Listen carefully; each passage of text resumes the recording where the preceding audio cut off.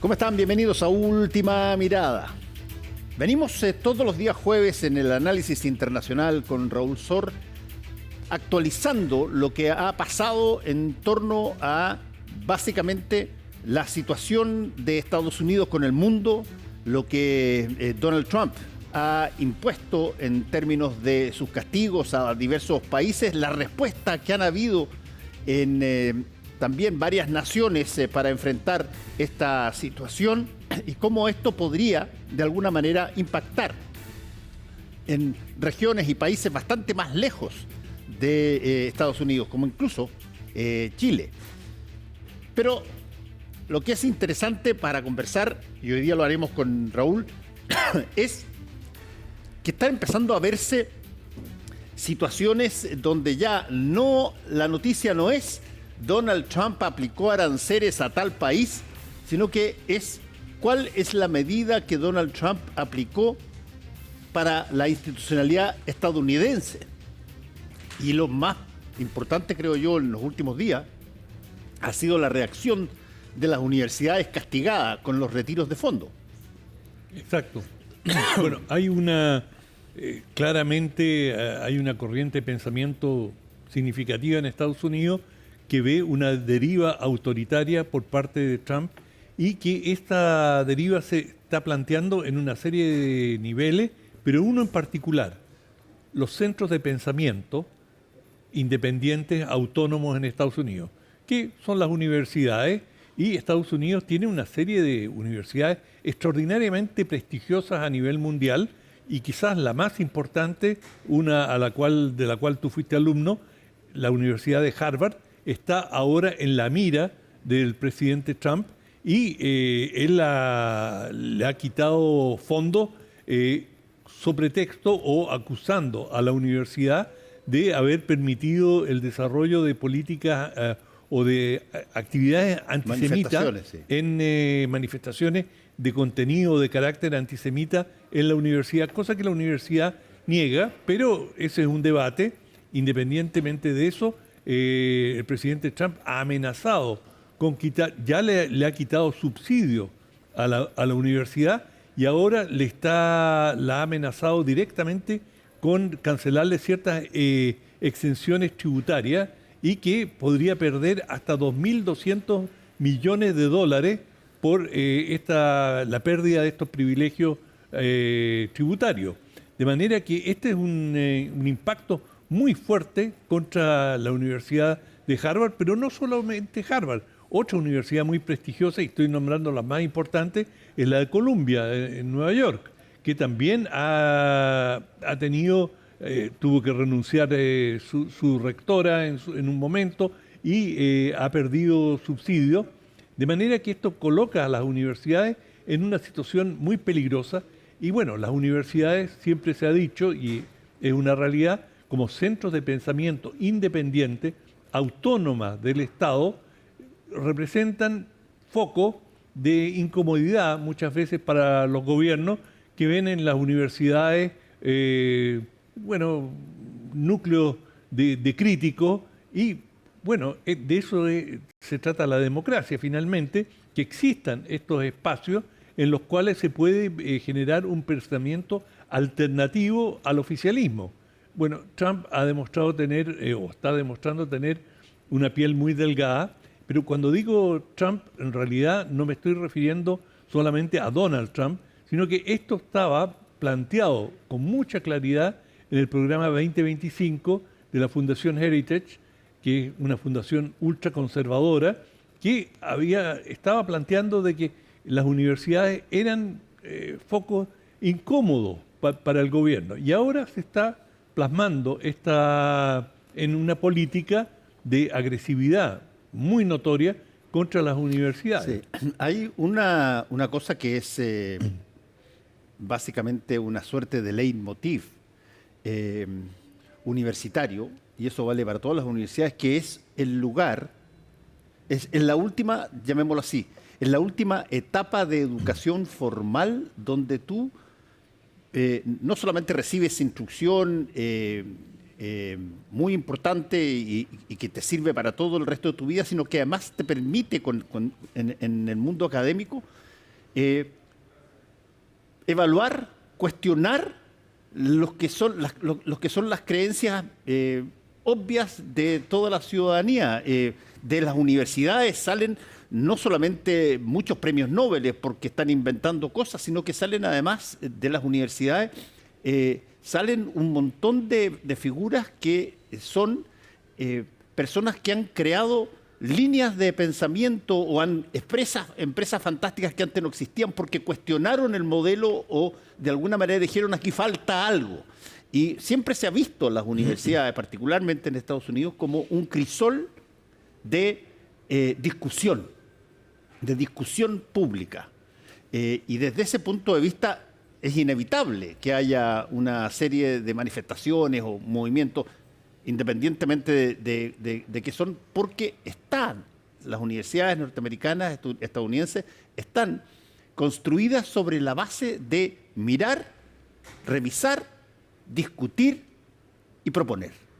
Claro, y no solamente en Estados Unidos, en Gran Bretaña, en Francia, en Alemania, en España, en América Latina, las universidades son centros de pensamiento crítico y eso es lo que se estimula.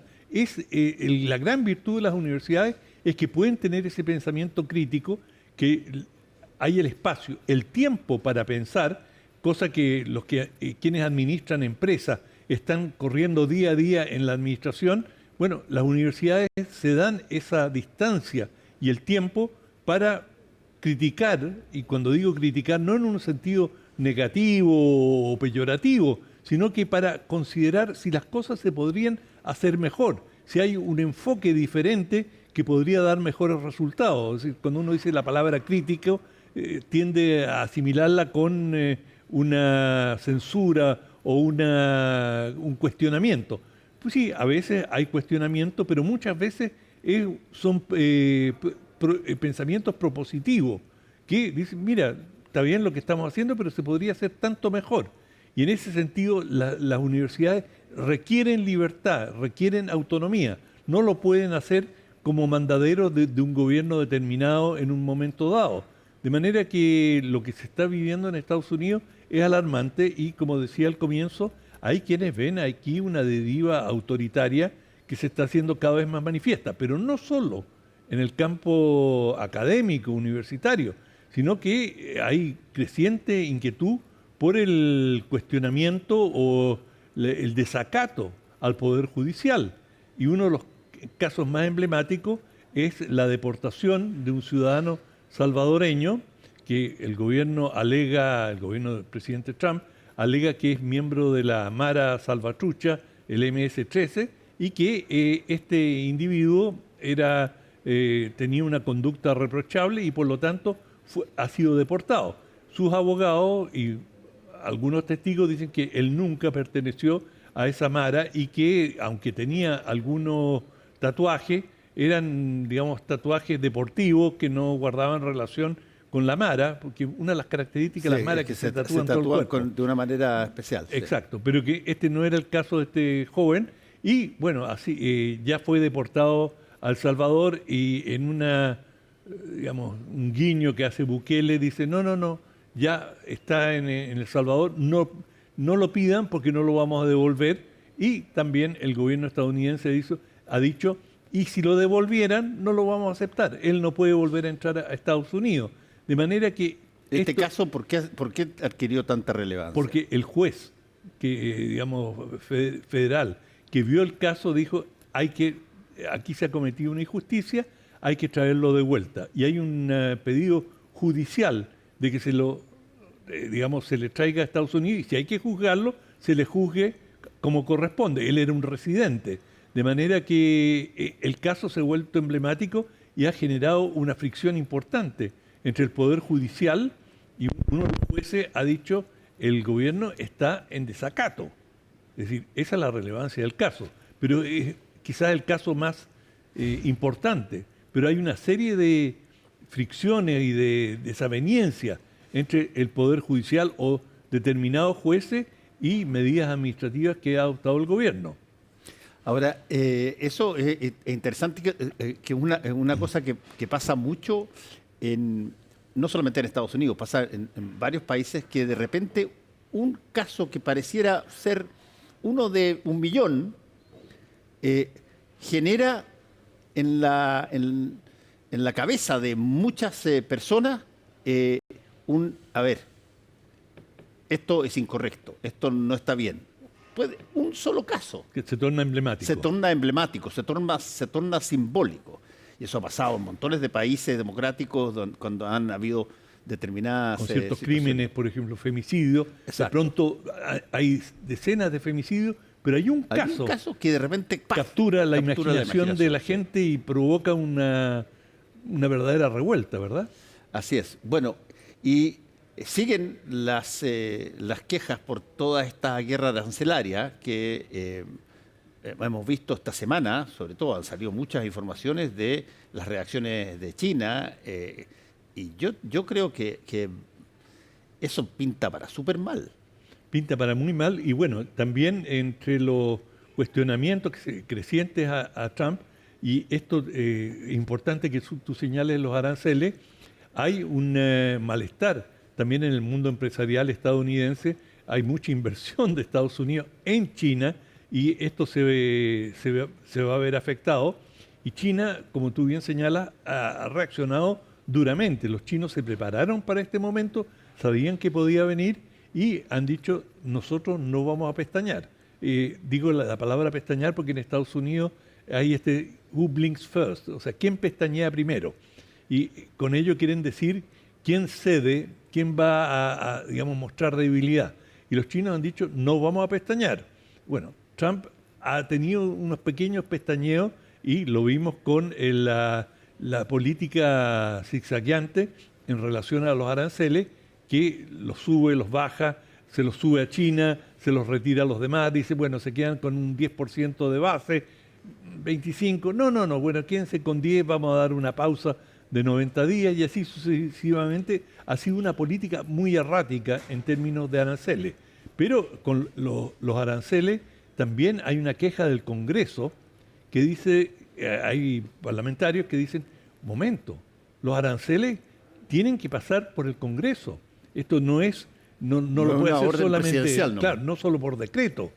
Y por lo tanto, esto deberíamos debatirlo y han invocado leyes en que señalan el presidente tiene que presentar una propuesta de aranceles y el Congreso tiene 60 días para debatirlo, al cabo de los cuales, si el Congreso le da el visto bueno, adelante, y si no, tiene que haber un debate más profundo. De manera que hay una serie de cuestionamientos, como hemos visto, desde los aranceles a las universidades, sobre la potestad, la autoridad del presidente, y hay una corriente de opinión significativa en Estados Unidos que piensa que Trump está excediendo los límites de la autoridad presidencial. Sí, bueno, ese es un tema que cuando ha pasado otras veces, siempre han sido momentos muy críticos en la historia de Estados Unidos cuando han habido choques entre el Ejecutivo y el Poder Judicial, particularmente en lo que tiene que ver con la Constitución, por ejemplo. Y desde ese punto de vista, Trump, yo creo que no tendría grandes problemas en producir o de alguna manera hacer pasar por el Congreso cambios constitucionales luego.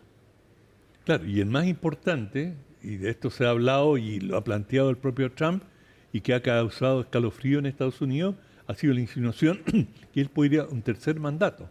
Sí. Y digamos en Estados Unidos la ley establece que ningún presidente puede exceder 2 mandatos. Y bueno, Trump ha insinuado que 2 mandatos sucesivos, uno tras el otro, eso no no puede venir un tercero. Pero como él tuvo un mandato, digamos, después el periodo Biden. siguiente tuvo Biden y él volvió, quizás allí tiene un pequeño espacio para cuestionar e ir a un tercer, ahora cuando termine este mandato en 4 años, ir a un tercer mandato. Lo ha planteado, yo diría casi como un globo sonda, ¿eh? No dijo yo de todas maneras voy, no, digo, estamos estudiando, estamos analizando, hay constitucionalistas que le están prestando atención al tema, pero el mero hecho que lo haya mencionado es una amenaza constitucional de marca mayor en los Estados a Unidos. propósito de eso, Trump, no sé si lo hace para joder un poquitito y picanear, pero de repente se tira frases así que apuntan, como esa frase que dijo de que él se ve como rey de Estados Unidos, y todos se miraron un poquitito como diciendo, está bromeando, supongo, ¿no es cierto?